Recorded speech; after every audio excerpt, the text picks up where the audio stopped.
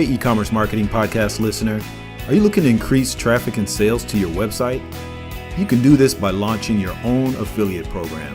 Just visit getosi.com and sign up for a free trial today. That's getosi.com. Welcome to the e-commerce marketing podcast, everyone. I am your host, Arlen Robinson, and today I'm very excited for our special guest, Karon Thackston, who is president of Marketing Words, a full-service copywriting and content agency that helps businesses convert better, sell more, and build a better business. Since 1999, she has created several products, including the popular e-courses, Amazon Advantage, product listing strategies to boost your sales, e-commerce copywriting, and many others. Her company has contributed to the successes of organizations including Gorton Seafood, American Boating Association, Entertainment.com, and thousands of Amazon sellers, large and small. Karon is a preferred speaker on numerous podcasts and webinars. She has appeared multiple times at live events, including Internet Retailer, Search Marketing Expo, and Internet Summit, and always draws big crowds. Well, welcome to the podcast, Karon. Thanks, Arlen. I appreciate you having me. Yes, not a problem. Well, one of the things that we're going to be discussing today, of course, is, things that I know are you're very well versed on, which is going to be creating compelling product descriptions that captivate and convert. It's really a topic that we've never really covered here on the e-commerce marketing podcast, because I know a lot of our listeners out there, of course, are e-commerce business owners or are affiliated with businesses and do marketing for them. Before we get into all of that, I always like to know how people got to where they are today. So why don't you tell us a little bit about your background and how you got into what you're doing today? Well, I have always been attracted to marketing since I was just a little girl. And when, it was the summer after I graduated from high school that I happened to meet up with two of the DJs that did one of the morning shows at a local radio station. Okay. And they invited me by. I think they were joking because, of course, you have to get there at 5 or 6 o'clock, and this is a teenager who's on summer break. So they were like, Right. Yeah, sure, stop by the show one morning and bring us some biscuits and say hi. Well, I did. Okay. Long story short, their receptionist got badly injured and had to have surgery and be out for the entire summer. And wow. They asked if I would be willing, looking for a summer job, you want to come answer phones and help out, whatever. Mm-hmm. Well, I didn't want to turn that down. Right. My first day on the job, one of the salespeople came running in and said, "We've got to get this on the air today or the client is not going to go through with the buy.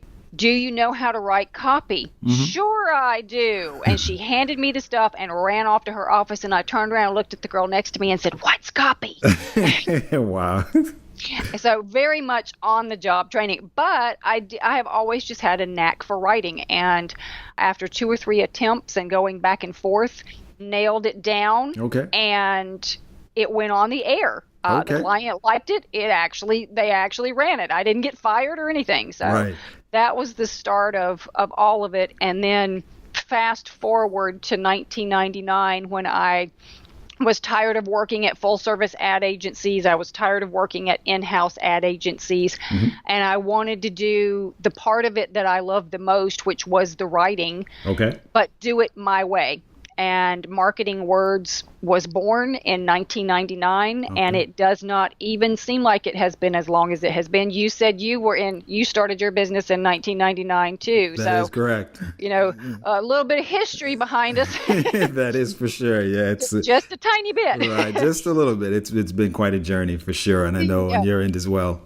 Yep. So it's been a blast. We have been online since practically the birth of the internet. Maybe just 2 years after it got mainstream, we right. hit the ground running and just haven't stopped since. So it's been a blast. Okay, great. Yeah, that's awesome.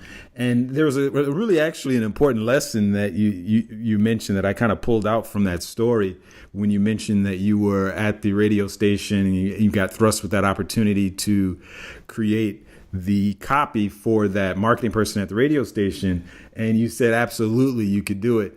That's an important lesson. It reminds me of something a high school teacher told me, that regardless of whether you can do these things or not, if you get an opportunity like that, always say yes, and do whatever you can. He used to say, fake it till you make it. And you did just that. You knew that was an incredible opportunity, and you were gonna figure it out, even if you didn't know exactly what copy was at the time. You took that opportunity and really ran with it. So that's an awesome lesson for everyone listening. Well, trust me, at 18 years old, there was no thought to it. Okay. It wasn't that thought out at all. It was, I don't want to lose this job. I better at least give it a shot. So. Right. Gotcha.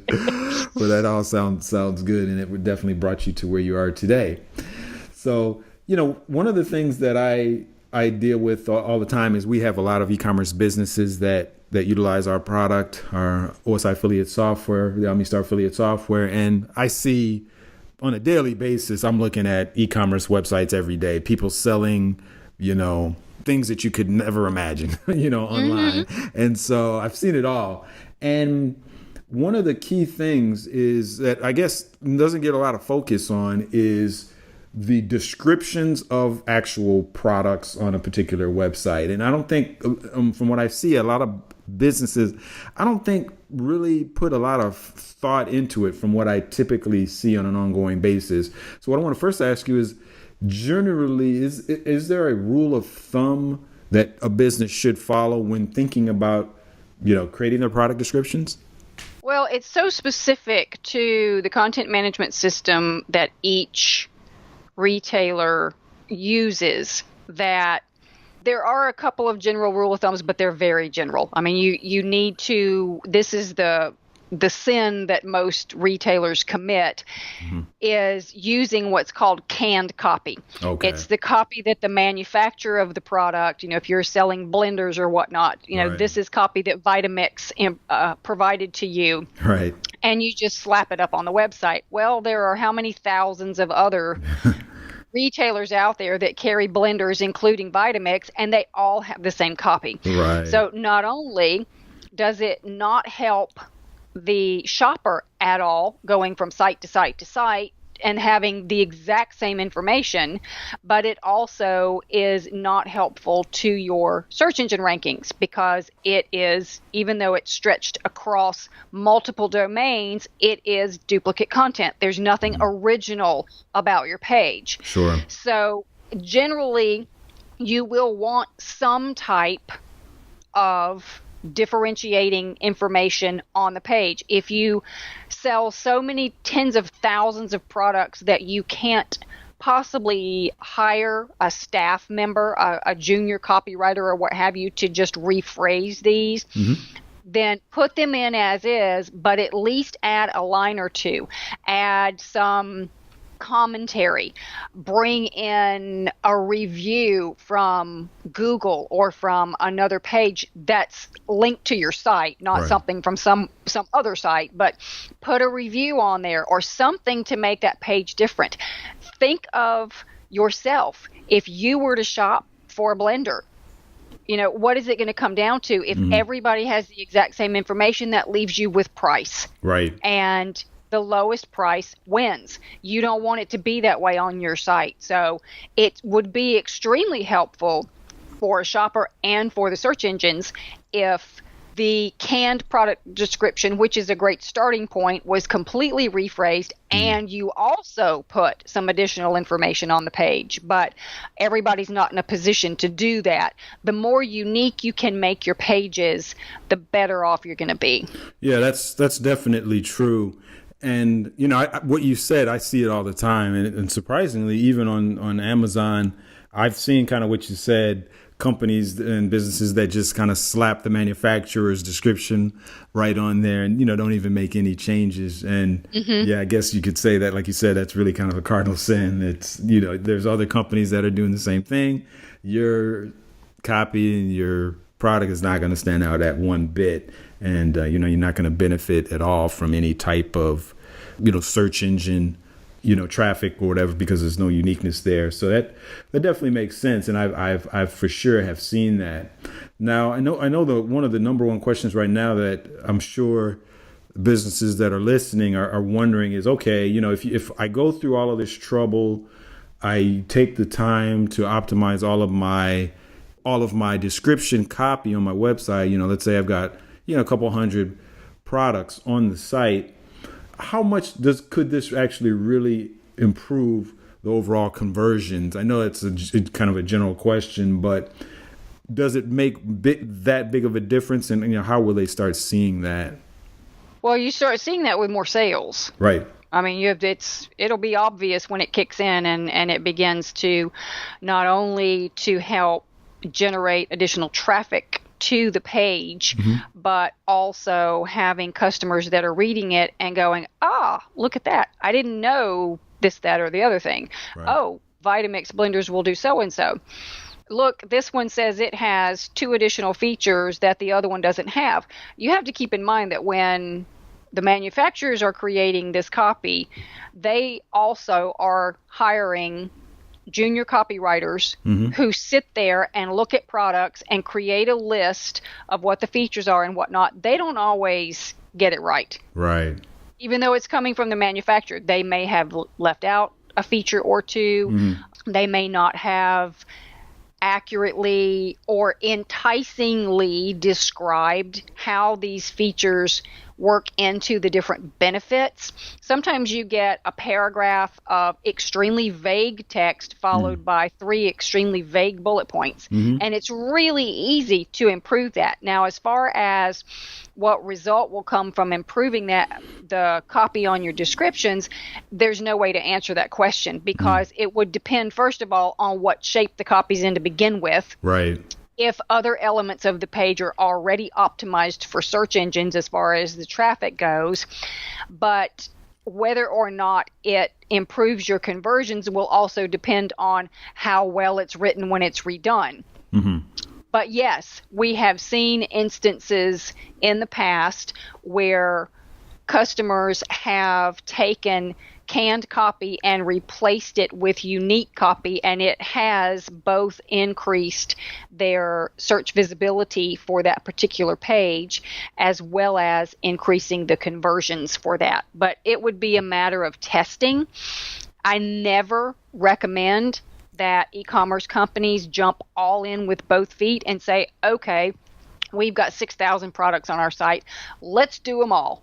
Right. No. How about if we take maybe 3 from each category and see, if you've already gotten to a point to where the product copy is as well done as it's going to be on a particular site, then you need to be looking at other areas, improving your images. A lot of sites also use the canned images that are provided by the manufacturer.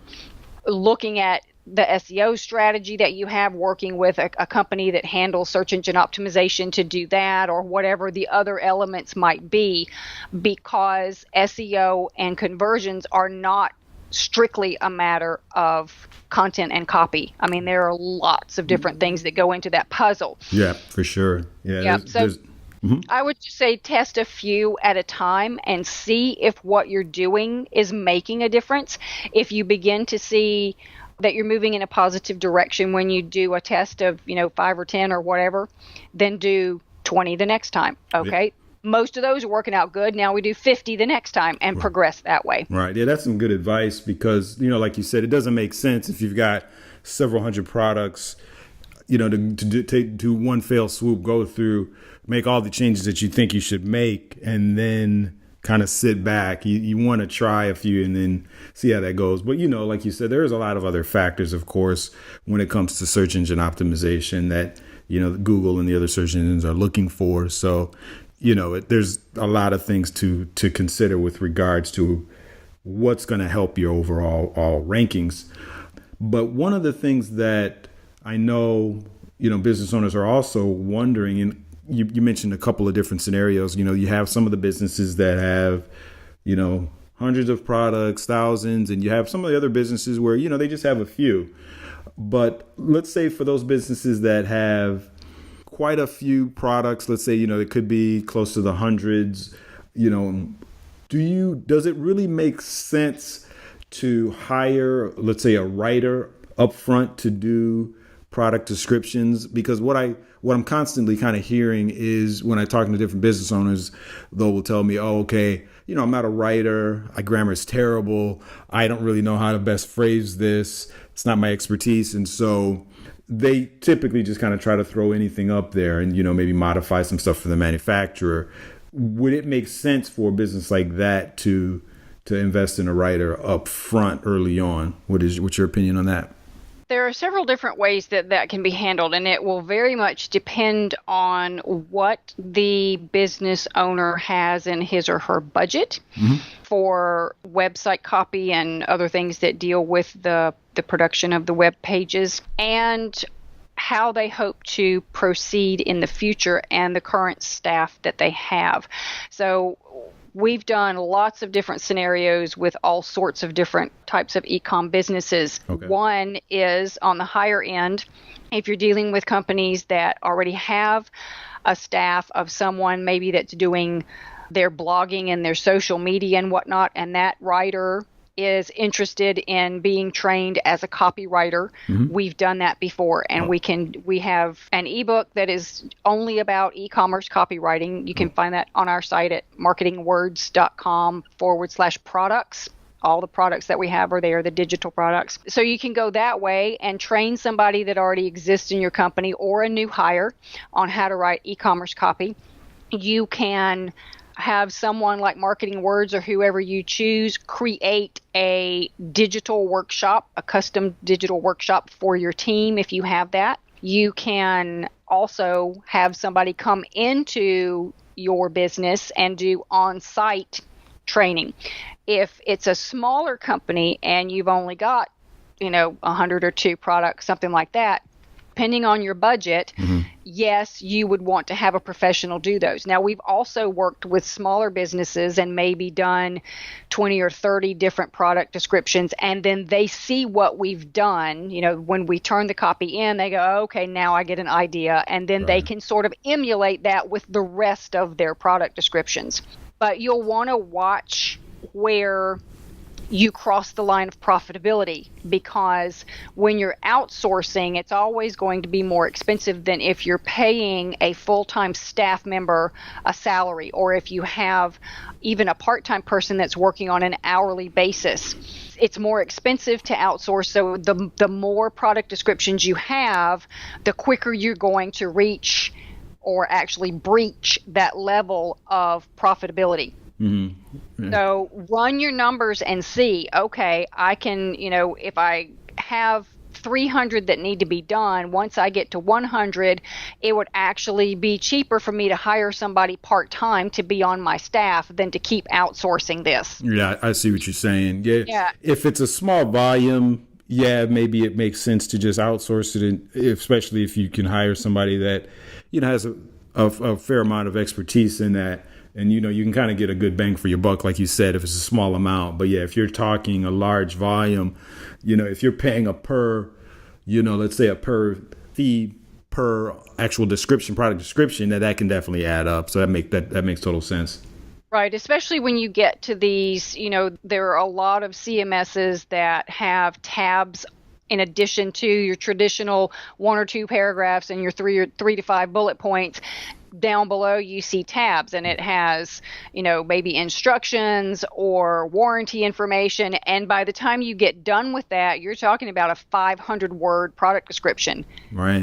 By the paragraph up top, the bullet points, the title, and then 4 tabs that each have 400, 100 words per tab or something like that. Yeah. So obviously the more text you need, the higher the price is going to be. So just know where that profitability break is, so that if you get to the point to where you have so many, okay, it's time to start looking for a copywriter that can be on our team as our writer, and then we don't have to outsource and pay the higher rate. Right. Yeah, for sure. Now, with regards to, getting somebody to create this actual, copy for you, one of the things that I see is typically with most e-commerce websites, it could seem a little daunting at first, but the bottom line is, I think what you said early on, picking a few products up front, trying that, whether you're doing it yourself or you have somebody redo the copy for those initial products initially,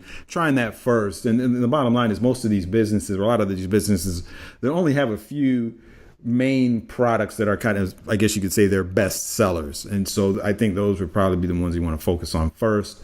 And then all of the other, ancillary products that may not sell quite as well, then, you can focus on those later. So yeah, the rule of starting small first definitely, totally makes sense. Now, a little earlier, we briefly mentioned Amazon and the sellers that I've seen on Amazon with the descriptions. Is there really a big difference as far as the product descriptions on Amazon versus on a business's own e-commerce website? Are there different rules of thumbs or things that they need to consider? Huge difference. Okay. Amazon is one nitpicky, particular little rule-happy machine. Okay. And you do not want to just take what's on your website and stick it up on Amazon, because it will almost certainly flop. Gotcha. I have never in my life seen a company that had as many rules and regulations as Amazon does. Okay, wow. And stipulations: if you're in this category, you have to do it this way. If you're in this other category, you have to do it another way. So if you are a general retailer that has kitchenware, and you have some grocery products, and you have some apparel products, or, like Walmart would, or what have you, every one of those categories probably has at least a few different rules and regulations. Amazon refers to them as terms of service. So, you can write your apparel listings and put those up on Amazon, and maybe they do okay, and you use the same strategy to do that for your grocery items, and you end up getting your listings banned, or you end up having inventory put on hold because your account's been suspended and things of this nature. It's just it can be quite frustrating if you've never done it, because Amazon doesn't. Unfortunately, when you sign up for an Amazon account, I really wish they would require you to go to a particular page that gives a general introduction to selling on Amazon, but they don't. Okay. It's very much up to you to either work with someone that knows their way around well, or figure it out trial by fire. Wow. That's it's really surprising that they don't have something detailed for the sellers. That are kind of, like you said, kind of break everything down, just like almost like a handbook, for instance. But I guess they're at a position where they don't have to do that. Well, the information is there inside what's referred to as Seller Central, which is their seller hub for information and contacting, the representatives if you have questions and what have you. Sure. But if you don't know what to search for, you won't find it. And what I wish they would do is, once you sign up for an account, send you an email that says, download this Welcome to Amazon PDF, and then click to this page and read this, and click to this page and click to that one, and then read that one. Then you can start selling, because that'll give you a general overview. But that part they don't do. Okay. So if you don't know what to search for or where to look in Seller Central, which is massive, right, then you won't even realize that you need to be looking for these terms of service, because Amazon doesn't point you in that direction. Gotcha. It can be a little frustrating. Yeah, I can see. But yeah, that really is surprising, where they don't have anything quite like that. But I guess for whatever reason, they don't necessarily need to do that. Yeah, I mean, it makes sense that they're that picky. Like you said, they are, one of the most pickiest companies out there, and their wallet speaks to that. And I guess they haven't been that successful as they are without being that particular. And yeah, really, I guess it makes sense, and it makes a difference. Now, as far as businesses right now that are listening, what do you think is a quick change if you were to, let's say, consult with the business right now, and you had maybe 10 minutes with them? What's one quick change that you would tell them with regards to their product descriptions that they could do right now to start seeing, an immediate difference in their sales? Change those product pages so that they're not strictly canned copy. Okay. Okay. Find a way, create a template for your writers to use, or something that allows them to begin with the copy provided by the manufacturer, but then incorporates something else unique to the page. Preferably something that will be helpful and or interesting to your shopper, not just something that nobody else has for the sake of having it. Always think of your shopper first. And, if you put yourself in your shopper's shoes, if you sell blenders, we'll just continue with that example, have your staff sit down, tell them, okay, you want a blender that has this particular criteria, or maybe a blender for a certain use. You want a blender that makes smoothies or something to that effect. Right. And then have them go online and shop for a blender like that and see what their experience is. Get them to take notes. Are they seeing the same exact thing over and over again? Once they've narrowed it down, now I want this Vitamix blender, then go shopping for the Vitamix blender. Chances are pretty good that they're going to see the same exact thing on Bed Bath & Beyond and, anybody else that has those particular blenders. Right. And it always defaults, okay, if everybody has the exact same blender, I'm going with the cheapest one. Right. So changing those product descriptions so that they are helpful and unique for your customer can not only improve your conversions, but many times it can also raise your bottom line because you don't have to be the cheapest. Right. That makes total sense. And especially these days, because like you said, there's so many options out there when you're trying to buy something like a blender. You mentioned the Amazons, the Bed Bath & Beyond, you've got Best Buy even, there's just, the list just goes on. And so if people are so focused on the price and everybody has the same, kind of templated description, there's no difference. But if you take that extra time to say, okay, if I'm a consumer, what am I going to be concerned about? What's going to win me over? And, really just kind of put yourself in their shoes. I think that would for sure go a long way. Right. Well, Karon, we definitely appreciate you being here on the e-commerce marketing podcast. I think your information, everything that you've provided is going to be invaluable to our listeners. Now, if anybody wants to get in touch with you, how do they do it? We have a wonderful blog at marketingwords.com/blog. Okay. And there's a lot of information there about product descriptions that folks can pull up and read. As I mentioned before, you can go to the products page. Well, you can look up at marketingwords.com and look up in the navigation. I think the one that has all the different types of ebooks and video series is called ebooks. And of course, the blog is called blog. And if services are required, you can click on that link and see the different types of services we provide. We also are building out our YouTube channel. So if you go to youtube.com/marketingwords, you can find a lot of helpful videos there. And we spend a good bit of time on Facebook too. So look for Marketing Words on Facebook as well. Okay, great. Well, thanks again, Karon. It's been a pleasure having you on the e-commerce marketing podcast. And, you have a great day. Thanks, Arlen. You too. Thank you for listening to the e-commerce marketing podcast. You need to get more feedback and reviews from your customers and improve your customer retention? We have made it easy to do all of this with our advanced customer feedback software. Just visit getosi.com/feedback and sign up for a free trial today. That's getosi.com/feedback.